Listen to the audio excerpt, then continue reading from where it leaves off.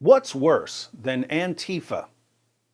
Antifa with press passes and police badges and law degrees. Just when you think that no one can possibly be more cowardly than the beached jellyfish who run all of the main social media platforms, a British judge bursts through the door and says, "Hold my cup of Earl Grey." The BBC reports, Tommy Robinson has been jailed for 9 months over contempt of court. There are no words to describe how much contempt I have for your courts, Great Britain. The ex-English Defence League leader was found guilty last week of interfering with the trial of a sexual grooming gang at Leeds Crown Court in May 2018. Name one way he interfered in the trial. Can't be done because he didn't. 2 Old Bailey total loser judges said his Facebook Live video of defendants in the trial had encouraged vigilante action. Vigilante action. That's the new one. When Tommy was originally arrested, police said they were arresting him for breach of peace. That didn't work, so the media reported that he had been arrested for violating reporting restrictions. The problem here was that the courts never posted that there were any reporting restrictions, and even if they had, under British law, the courts can't restrict sharing information that's already in the public domain. And that's the only information Tommy shared. So that wasn't going to work either. More recently, the courts announced that by questioning the gang rapists on their way to court, Tommy ran the risk of causing them anxiety. Unfortunately for the Oscar Mayer judges peddling this baloney, questioning people on their way to court isn't against the law. If it is, why do reporters do it all the time? And finally, we have the latest accusation. Tommy was encouraging vigilante action. We'll see what the judges mean by vigilante action in a moment. The BBC continues. A social media account in Robinson's name called the sentence an absolute joke, absolutely correct, and said it was time to protest, absolutely correct again. Outside the London court, supporters of Robinson, whose real name is Stephen Yaxley Lennon, booed as news of his sentence reached them. The crowd marched towards the Old Bailey chanting, "We want Tommy out," before some began pelting police with bottles and cans. As a prison van thought to contain Robinson drove away, several supporters shouted, "We love you, Tommy." Some of his supporters then moved towards Parliament, where there were reports of journalists being verbally abused and physically intimidated. Poor journalists, if they could only imagine what it would be like to be sent to prison for reporting the news. City of London police said officers arrested at least 3 people. I only know one thing about the protesters who were arrested. They will be treated much, much worse by police, prosecutors, and judges than members of the Islamic rape gangs are treated.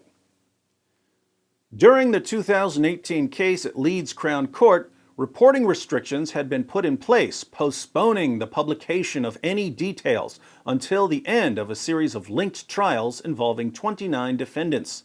However, Robinson, 36, from Luton, broadcast footage from outside the court on 25th of May 2018 while the jury in the second trial of the series was considering its verdict. The video lasted an hour and a half and was viewed online 250,000 times after being live streamed on Facebook. Notice how British journalists always twist the facts by leaving out important details. They say that there were reporting restrictions in place and that Tommy was broadcasting outside the courthouse. Any reader would assume that he was breaking the law. However, if the BBC were to include the fact that it's perfectly legal to share information that's already in the public domain, and that Tommy only shared information that was already in the public domain, readers would start wondering why he was arrested and thrown in jail. We can't have that, so we'll just leave out those details. In a written ruling, Dame Victoria said Robinson had claimed his intention in making the broadcast was to denounce the media for their behavior.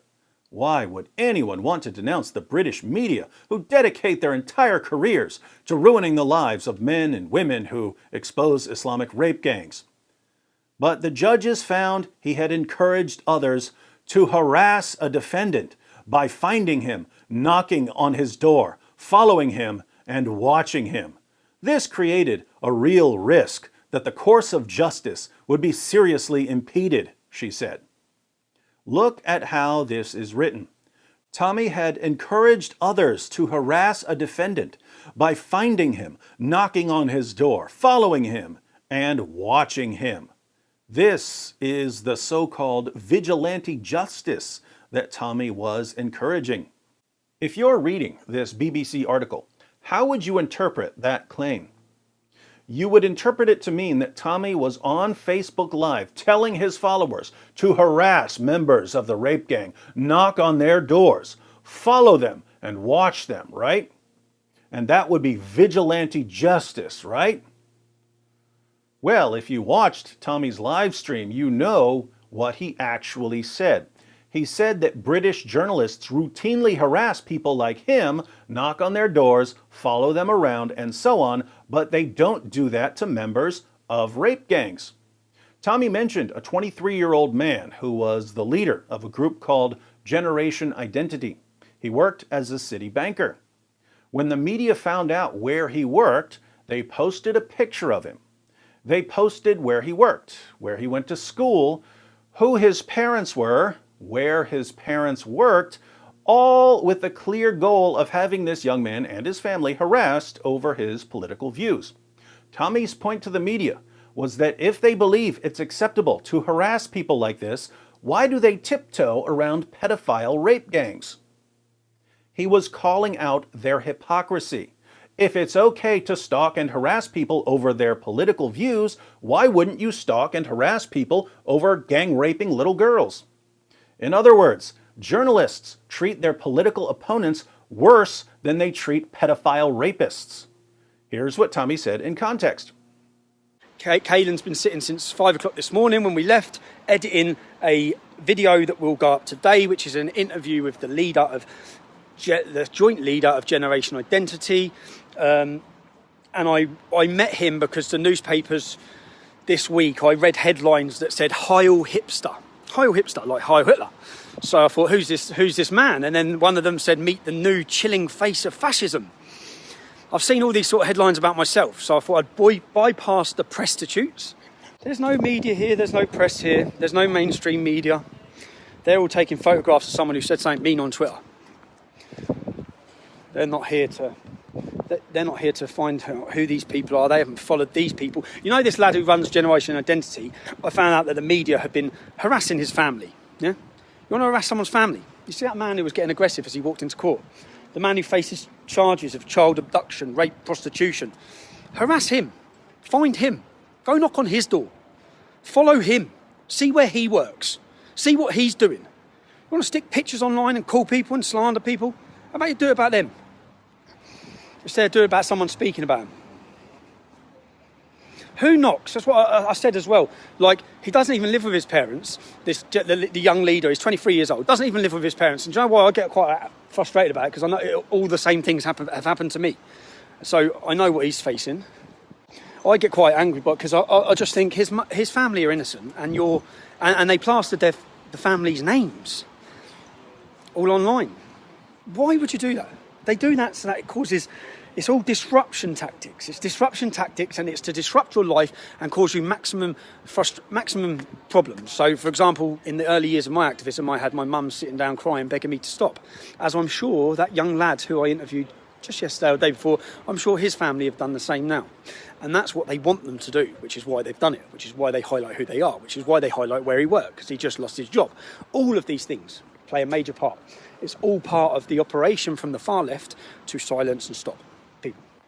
Was Tommy telling his followers to become vigilantes, or was he calling British journalists hypocrites? He was calling British journalists a bunch of hypocrites. How did the judges in his case and the journalists who reported on it present what he said? They claimed that he was telling his followers to become vigilantes. He wasn't. He obviously wasn't, and they know that. But don't denounce the media or you'll be thrown in jail. Do you see what's going on here? The media and the British government have been weaponized. If you have the wrong political position, police can throw you in jail and a judge can send you to prison without anything remotely resembling a trial by a jury of your peers. The media will then convince their gullible readers and viewers that you broke the law even when you haven't, in order to keep people from examining the case and realizing what's going on in Great Britain. Tommy's been sent to prison twice since last year for breaking absolutely no law whatsoever. He didn't come close to breaking a law. He didn't come within 1,000 miles of breaking a law. But he's sitting in a cell because he refuses to keep his mouth shut while little girls are drugged, raped, and pimped out in the name of an ideology that views them as utter garbage. Tommy has to do his time now. When he gets out, if he gets out, he needs to leave Great Britain, because a country that has become so morally bankrupt that it won't protect its children obviously isn't going to protect the rights of its citizens. So get out while you can.